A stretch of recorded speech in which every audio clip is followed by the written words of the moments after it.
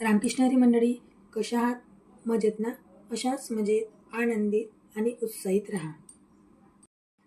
बाजारात अनेक प्रकारचे लॅक्मेचे फाउंडेशन उपलब्ध आहे, पण आपल्या स्किनसाठी योग्य कोणते ते आज आपण बघणार आहोत. हा फाउंडेशन खूप जुना आहे, आजही लोकप्रिय आहे. याची टेक्स्चर लाईटवेट आहे, त्यामुळे डेली यूजसाठी एकदम बेस्ट. ऑइल बेस्ड असल्यामुळे इझिली चेहऱ्यावर मॅच होतं, पूर्ण ब्लेंड होतं. डायकिन ज्यांची स्किन थोडी कोरडी आहे त्यांनासुद्धा हे उपयुक्त पडते. मी गेले 2 वर्ष हे फाउंडेशन वापरत आहे. ज्या नवशिका आहेत त्यांनासुद्धा इझिली मेकअप करता येतात.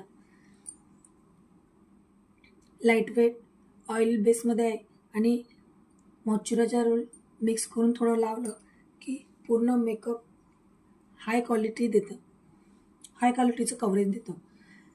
हे कसं लावायचं, चला तर मग आपण बघूया. यामध्ये प्रायमर आहे आणि प्लस फाउंडेशन दोन्हीचं काम एकत्र करतं, त्यामुळे याचं कव्हरेज हाय आहे, मध्यम ते हाय आहे. स्किनवर मॅट फिनिश लुक देतं, अगदी फिनिश. नवशिक्यांना तर डेली यूजसाठी युज्युअली कोणतेही दाग धब्बे न पडता या फाउंडेशनचे